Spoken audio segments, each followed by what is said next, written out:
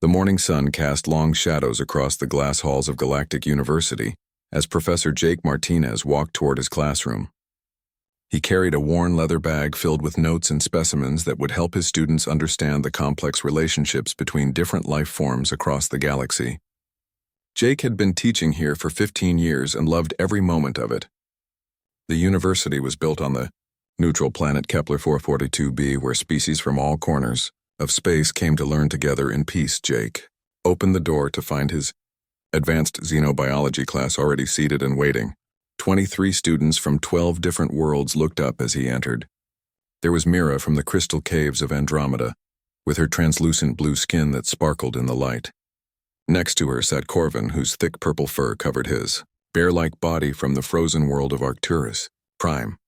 In the back corner lounged 3 students from the gas giant colonies with their elongated limbs and silver eyes that could see in spectrums humans could not imagine. But Jake's attention was drawn to one student in particular today. Zekthara sat in the middle row with his massive arms crossed over his chest. The young Vraxian stood nearly 7 feet tall when upright, and his reptilian scales gleamed dark green under the classroom lights. His species was known throughout the galaxy for their warrior culture and their belief that physical strength determined a being's worth in the universe. The Vraxian Empire had sent Zekthara to the university as part of a diplomatic exchange program, but the young alien made no secret of his displeasure at being here. "Good morning, everyone," Jake said as he placed his bag on the desk and activated the holographic display system. "Today we are going to explore one of the most fascinating aspects of biology across different worlds. We will discuss symbiotic relationships and how cooperation between different species has led to some of the most successful evolutionary partnerships in the known galaxy." Jake touched a control and images began floating in the air above the student's head, showing various examples of creatures working together for mutual benefit. The first image showed tiny, cleaner fish swimming safely inside the mouth of a massive sea creature from Oceania 7. The small fish fed on parasites while the larger animal received dental care. Another image displayed the partnership between flowering plants and pollinating insects from New Terra, where both species had evolved together over millions of years. Jake explained how these relationships proved that cooperation often led to greater survival success than competition alone. "Now let me share an interesting example from my own homeworld." Jake continued as Earth appeared in the display. Early humans survived not because they were the strongest or fastest creatures on their planet, but because they learned to work together. They formed groups to hunt larger prey and shared knowledge to overcome challenges that would have killed them individually. This cooperation became the foundation for all human achievements, including our eventual journey to the stars. Zekthara's yellow eyes narrowed as he listened to this explanation. His clawed hands gripped the edge of his desk until the metal began to bend. In Vraxian culture, the weak were left behind and only the strong deserved to lead. The idea that a species could succeed through cooperation rather than individual dominance was not just foreign to him, but deeply offensive. He had been taught from hatching that strength was the only virtue that mattered in the universe. Professor Martinez Zekthara interrupted with a harsh growl in his voice. His translator device converted his native clicks and hisses into galactic standard language. "You speak of cooperation as if it is something to admire, but what you describe is weakness. A species that cannot survive on individual strength alone is inferior and doomed to failure. The strong should dominate the weak, not coddle them." Jake remained calm as he faced his challenging student. "I understand your perspective, Zekthara, but the scientific evidence shows otherwise. Humans discovered that working together actually made them stronger as individuals and as a species. When they shared knowledge and resources, they could achieve things that no single human could accomplish alone. This is not weakness, but rather a different kind of strength." The Vraxian student's breathing became heavier, and his scales began to shift color from dark green to an angry red. Other students in the classroom sensed the tension and began to shift uncomfortably in their seats. They knew that Vraxians were capable of explosive violence when their core beliefs were challenged. Mira's crystalline skin began to dim as she prepared to create a protective barrier, while Corvin's fur stood on end as his species' natural fear response activated. "You dare to call this strength, Zekthara?" snarled as he rose from his seat. His full height was intimidating and his muscular frame was designed for combat. "Your weak human theories disgust me. You teach students to be soft and dependent when they should learn to be warriors. Perhaps you need a demonstration of what real strength looks like." Jake maintained his calm demeanor, even as the 7-foot alien approached him with obvious hostile intent. "Zekthara, please return to your seat so we can discuss this rationally. There is no need for aggression in an academic setting. We are here to learn from each other, not to prove dominance through violence." But Zekthara was beyond reasoning. His warrior instincts had taken over, and he saw the human professor as a challenge that needed to be met with force. In one swift motion, he lunged forward with his massive clawed hands reaching for Jake's throat. The Vraxian was confident that his superior size and strength would easily overwhelm what he perceived as a weak, peaceful academic who had probably never faced real conflict in his life. The attack happened so quickly that the classroom's automated defense systems did not have time to engage their protective protocols. Other students watched in horror as the massive alien warrior launched himself at their beloved professor. Time seemed to slow as Zekthara's claws cut through the air toward Jake's neck. The Vraxian expected to see fear in the human's eyes, but instead found something that confused him. Professor Martinez was not backing away or calling for help. Instead, he was moving forward to meet the attack with a strange calmness that did not match the situation. What happened next would be talked about in the halls of Galactic University for years to come. As Zekthara's massive form hurtled toward him, Professor Jake Martinez did something that no one in the classroom expected. Instead of running or calling for help, the human stepped slightly to one side and caught the Vraxian's outstretched arm with practiced precision. Using the alien's own momentum against him, Jake twisted his body and guided Zekthara past him in a smooth motion that looked almost like a dance. The massive alien found himself spinning through the air before crashing to the floor with a sound that shook the entire classroom. Before Zekthara could recover from his confusion, Jake was already moving again. The professor dropped down and applied what looked like a simple hold, but suddenly the 7-foot warrior found himself completely unable to move. Jake's knee was positioned precisely against a nerve cluster that Jake seemed to know exactly how to find. The human's hand pressed against another pressure point on Zekthara's neck that made any struggle impossible without causing the alien serious pain. The entire sequence had taken less than 3 seconds from start to finish. 23 alien students sat in stunned silence as they tried to process what they had just witnessed. Their mild-mannered professor, who spoke softly about cooperation and peaceful coexistence, had just defeated one of the galaxy's most feared warrior species with movements so smooth and efficient that it looked effortless. Mira's crystalline features glowed with amazement while Corvin's mouth hung open in disbelief. "Are you ready to discuss this matter calmly now?" Zekthara Jake asked in the same gentle tone he used for lectures. His breathing was not even slightly elevated despite having just defended himself against a creature twice his size. The professor maintained the hold with minimal pressure, showing that he could have applied much more force if necessary, but chose restraint instead. This is not about proving who is stronger, but about understanding different approaches to problem solving. Zekthara struggled briefly against the hold before realizing that his position was hopeless. The pressure points Jake had found seemed to drain all the strength from his massive muscles. More confusing than the physical restraint was the complete absence of anger or triumph in the human's voice. Professor Martinez was not gloating over his victory or threatening further violence. He was simply maintaining control until the situation could be resolved peacefully. "I yield," the Vraxian growled through clenched teeth. The admission burned in his throat because yielding to a smaller opponent went against everything he had been taught since hatching. In Vraxian culture, defeat brought shame that could last for generations, but there was something about this particular defeat that felt different. The human had not sought to humiliate him or cause unnecessary pain. Professor Martinez had used exactly enough force to stop the attack and no more. Jake immediately released the pressure points and helped Zekthara to his feet with the same care he might show to a student who had simply stumbled. There was no trace of fear or anger in his movements as he steadied the much larger alien. The professor brushed some dust from Zekthara's scales and checked to make sure he had not been injured during their brief confrontation. "Thank you," Jake said simply. "Now perhaps we can continue our discussion in a more productive manner." The classroom door burst open as university security guards rushed in with their energy weapons drawn and ready. The automated systems had finally triggered an alert after detecting the disturbance, but they arrived to find a scene that confused them greatly.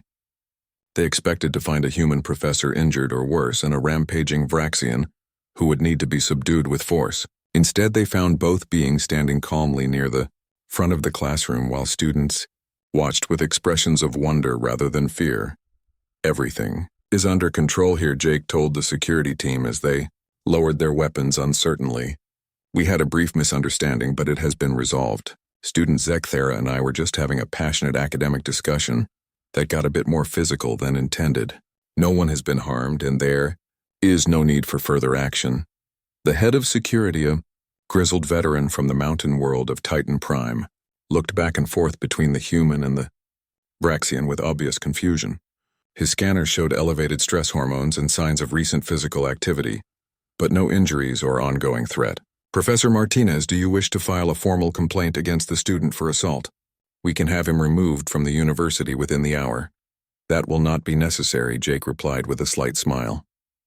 "We are all here to learn, and sometimes learning involves making mistakes. Student Zekthara has demonstrated that he is willing to engage with new ideas, even if his initial approach was somewhat unorthodox.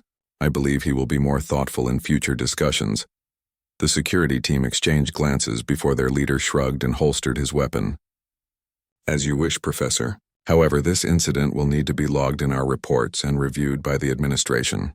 We cannot simply ignore a physical altercation between a student and faculty member, regardless of the outcome." "Of course," Jake agreed. "I will submit my own report this afternoon detailing the circumstances and resolution of the incident. Now, if you do not mind, we have a class to finish and some very important concepts to explore about interspecies cooperation." After the security team left, Jake turned back to his students with the same calm demeanor he had maintained throughout the entire confrontation. "Now, where were we before we were interrupted?" Yes, we were discussing how cooperation can be a form of strength rather than weakness.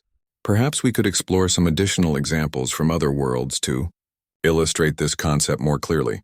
The students continued to stare at their professor in amazement as he resumed the lecture as if nothing unusual had happened. Zekthara remained standing near his desk, unsure of what to do next.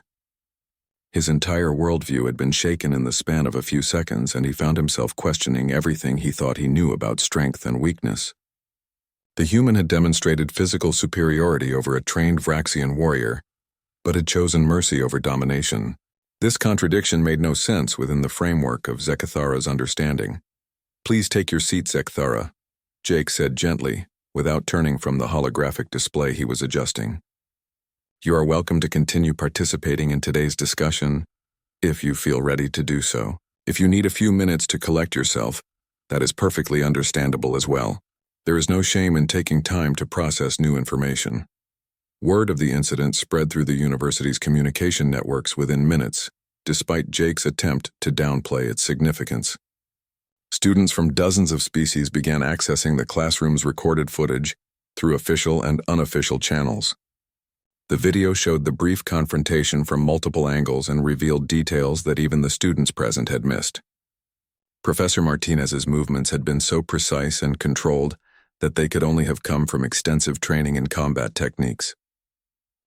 Within an hour of the classroom incident, Zekthara found himself sitting in the university's medical bay, while Dr. Elena Rodriguez ran her scanners over his massive frame. The chief medical officer was a human woman in her 50s with graying hair and gentle hands that moved with practiced efficiency. She had seen students from hundreds of different worlds and knew how to treat everything from crystal-based life forms to beings made of living gas.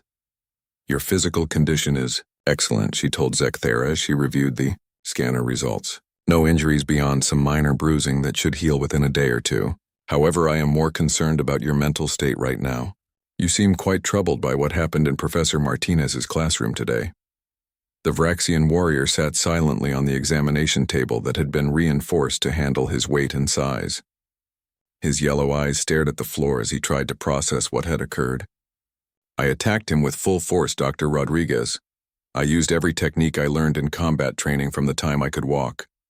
Professor Martinez should not have been able to stop me so easily. My people are the strongest warriors in the galaxy."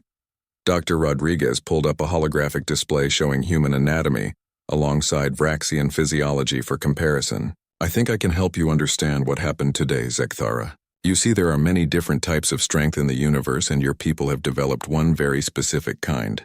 Vraxians are incredibly powerful in direct confrontation, with high muscle density and natural weapons like your claws and armored scales. She highlighted different systems within the human body as she continued her explanation. Humans evolved differently because they faced different challenges on their home world. They developed as persistence hunters, which required endurance rather than raw power. Their bones are denser than most species would expect, and their joints are remarkably flexible. Most importantly, their nervous systems are optimized for rapid pattern recognition and response under extreme stress. The doctor manipulated the display to show the human brain and nervous system in detail. When humans face a threat, their minds can process multiple combat scenarios in fractions of a second and select the most efficient response. Professor Martinez did not overpower you through brute force. He used leverage momentum and precise pressure point manipulation to redirect your attack against you. This requires knowledge and training rather than physical superiority. Sekithara looked up from the floor for the first time since entering the medical bay. You are saying that humans are naturally equipped for combat even though they appear peaceful. But why would evolution produce such capabilities in a species that seems to prefer negotiation and cooperation over fighting? Dr. Rodriguez smiled as she closed the anatomical display and sat down across from the confused alien student. That is exactly the right question to ask. Humans learned long ago that their greatest strength was not their individual fighting ability, but their capacity to work together and share knowledge. They developed these physical capabilities as tools for survival, but chose to use them primarily for protection rather than conquest. Meanwhile, throughout the university dormitories and study halls, alien students were conducting their own investigations into human capabilities. Lisa Wang from the peaceful Andromedian Union had gathered several classmates in the main library, where they accessed the Galactic database to research human history and physiology. What they discovered left them speechless. Look at this, Lisa said as she projected historical records for the others to see. Humans survived multiple ice ages on their homeworld when global temperatures dropped so low that most life forms went extinct. They adapted to environments ranging from frozen tundra to scorching deserts to high-altitude mountains where the air is too thin for most species to breathe. Corvin, the bear-like student from Arcturus Prime, leaned forward to study the data more closely. These endurance records cannot be accurate. It says here that humans can run for distances that would kill most predators from exhaustion. They can survive without food for weeks and without water for days. Some humans have even survived exposure to vacuum space for short periods. But that is not the most surprising part, Mira added as her crystalline form flickered with excitement. According to these records, humans have developed hundreds of different fighting systems over their history.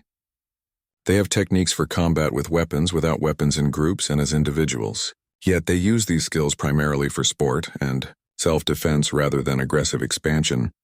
The group spent hours reviewing human military history and were amazed by the tactical innovations and strategic thinking displayed across thousands of years of conflict. They learned about human special forces who could infiltrate enemy territory and complete impossible missions with minimal equipment. They read about human engineers who could build fortifications in impossible locations and human commanders who won battles against overwhelming odds through clever planning. What confused the alien students most was that despite these impressive capabilities, humans had chosen to become teachers, doctors, diplomats, and researchers when they joined the galactic community. They could have easily conquered less advanced civilizations, but instead offered to share their knowledge and technology freely. This behavior pattern was unprecedented in galactic history. Back in the medical bay, Dr. Rodriguez was showing Sekithara additional data about human development and culture. You see, humans discovered something very important during their evolution. Individual strength is limited no matter how powerful a single being might be. But when individuals combine their strengths and compensate for each other's weaknesses, the group becomes far more capable than the sum of its parts.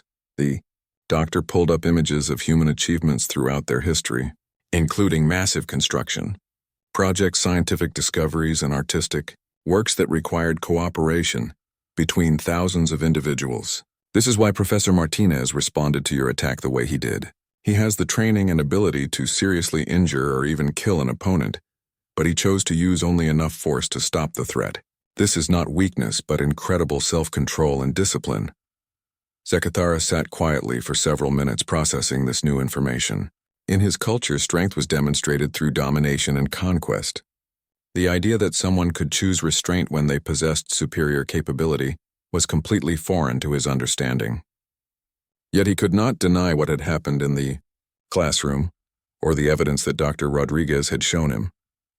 Word of the students' research spread quickly through the university's communication networks as alien students shared their discoveries with friends and classmates from their homeworlds. Within hours, reports were being transmitted across the galaxy.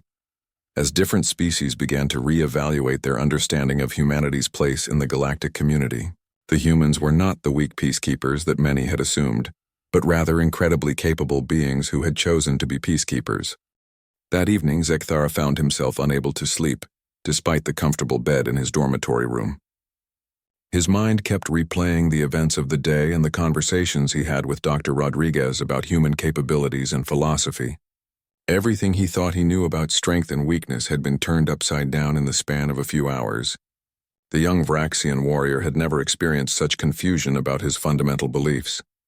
Finally giving up on rest, Zechthara made his way through the quiet corridors of the university toward the faculty building. He was not sure what he hoped to accomplish by seeking out Professor Martinez, but he knew that he needed answers to questions he could not even properly form in his own mind. The professor had shown him something that went against everything he had been taught about the nature of power and dominance. The door to Jake's office was open, and warm light spilled into the hallway. Zechthara could see the human professor sitting at his desk with papers spread around him and a steaming cup of tea nearby. Jake looked up as the massive alien appeared in his doorway and smiled with the same gentle expression he wore during lectures. "Good evening, Zechthara. I was wondering if you might stop by. Please come in and have a seat." The Vraxian entered cautiously and settled into the reinforced chair that Jake indicated. The professor poured another cup of tea from a thermal pot and offered it to his unexpected visitor. "It is an earth blend that I find helpful for thinking through complex problems. Perhaps you would like to try some while we talk." Zechthara accepted the cup with hands that trembled slightly despite his efforts to maintain composure. "Professor Martinez, why did you not punish me for attacking you today? In my culture, such an assault would result in exile or death. Yet you treated me with kindness and allowed me to remain in your class. I do not understand your response." Jake leaned back in his chair and sipped his tea thoughtfully before responding. "You acted according to your cultural programming, Zechthara. Your people have developed a society based on physical dominance and individual strength. When I presented ideas that contradicted those beliefs, you responded in the only way you knew how. Punishing you for following your conditioning would serve no educational purpose. But I could have seriously injured you," the Vraxian protested. "A human body is much smaller and more fragile than mine. If my attack had succeeded, I might have killed you by accident. How can you be so calm about that possibility?" Jake set down his teacup and pulled out a small device from his desk drawer. "This is something I have not shared with my students before, but I think it might help you understand my perspective." He activated the device and holographic images began appearing in the air between them. "These are records from my service in the Earth Defense Forces before I became a teacher." The images showed a younger Jake wearing military gear and leading squads of human soldiers through hostile environments.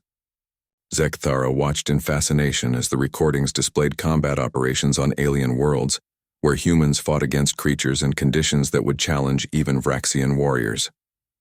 The professor moved with the same fluid precision he had shown in the classroom, but here it was, applied to genuine life and death situations. "I spent 12 years as a soldier.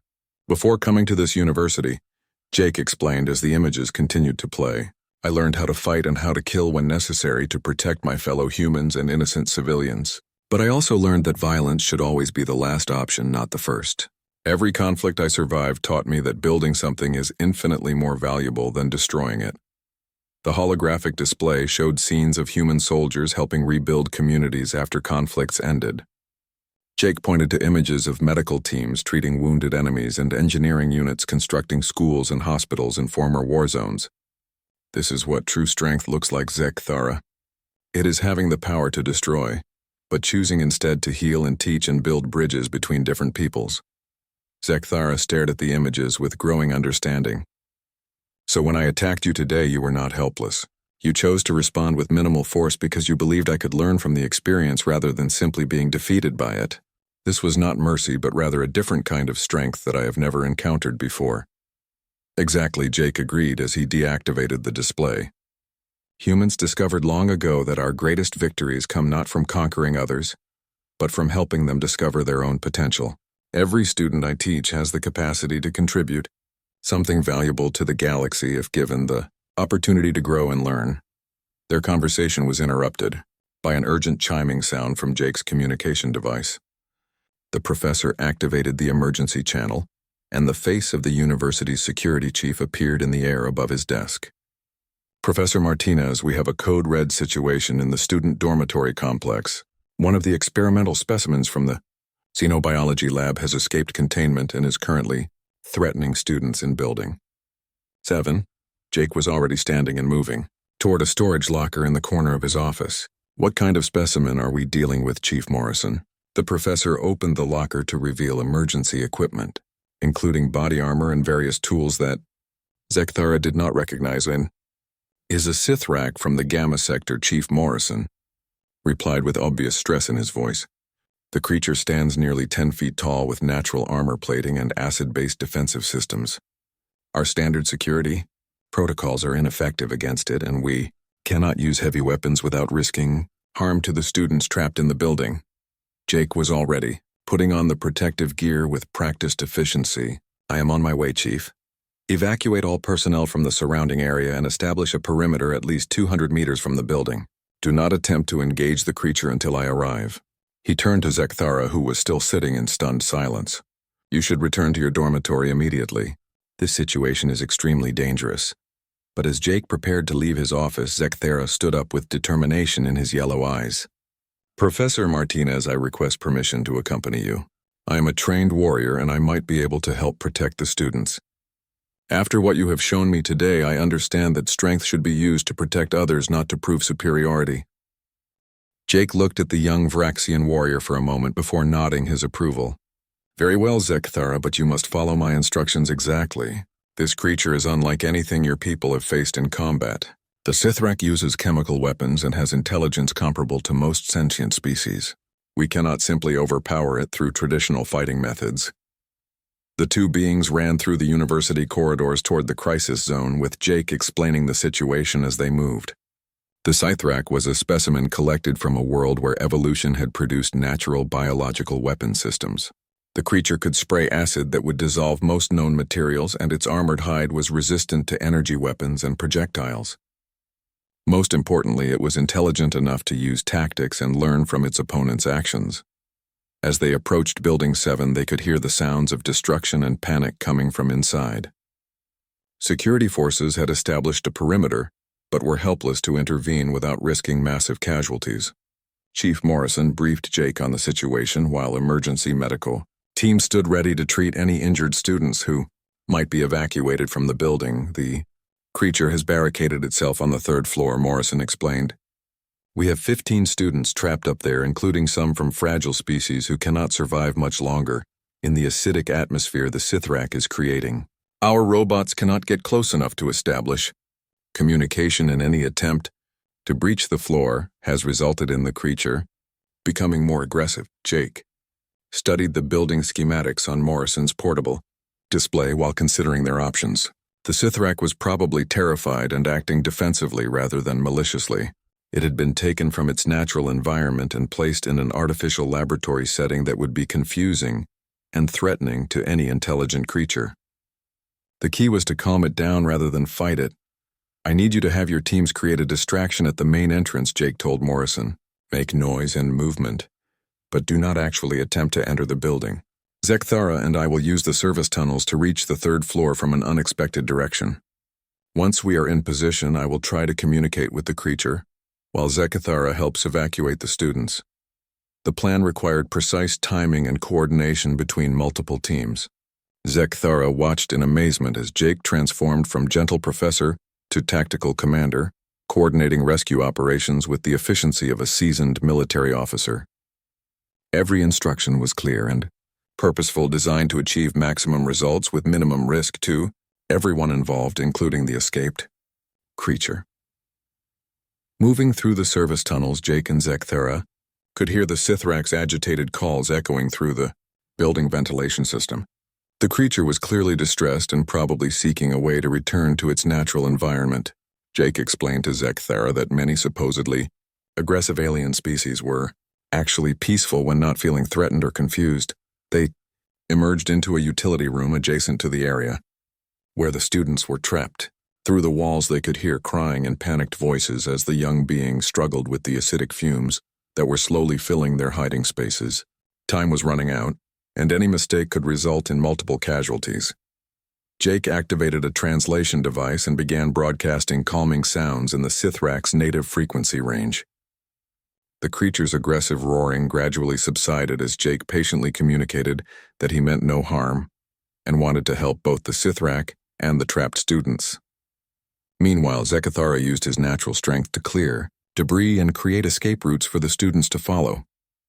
The breakthrough came when Jake successfully convinced the Sithrak that the students were not threats but rather young beings who were as frightened as the creature itself. The alien predator's parental instincts were triggered, and it began to assist in the evacuation by using its acid abilities to dissolve barriers that were blocking escape routes. Within minutes, all 15 students were safely evacuated from the building. The final challenge was safely returning the Sithrak to its containment facility without causing it additional trauma. Jake spent another hour communicating with the creature and gradually led it back to an improved habitat that would better meet its psychological and physical needs. The entire operation was completed without a single casualty despite the extreme danger involved. As emergency, crews secured the scene and medical teams examined the rescued students. Zekthara found himself looking at Professor Martinez with completely new understanding. The human had demonstrated tactical brilliance, compassionate leadership, and personal courage while maintaining his primary focus on protecting others, rather than achieving victory through force. EQ. Next morning, Jake's xenobiology class assembled.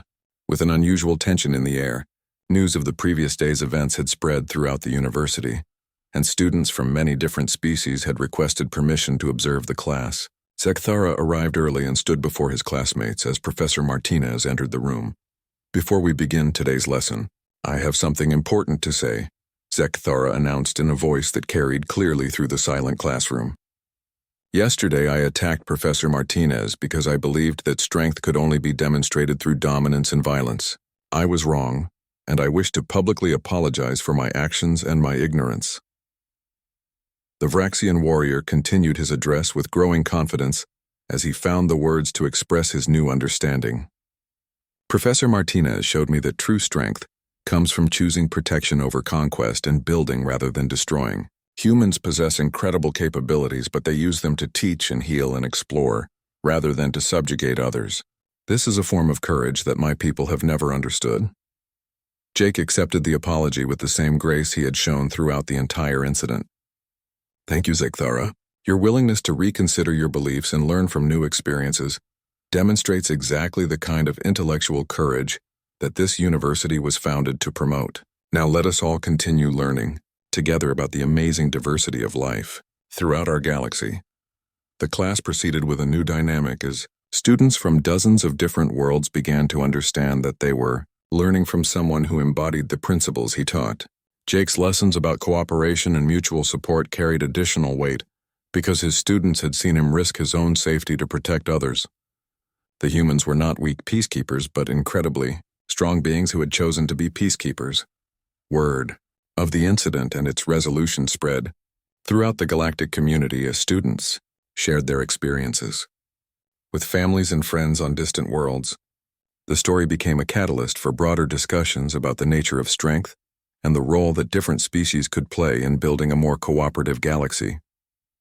Humanity's reputation shifted from gentle mediators to respected protectors who could be trusted with power because they chose to use it wisely.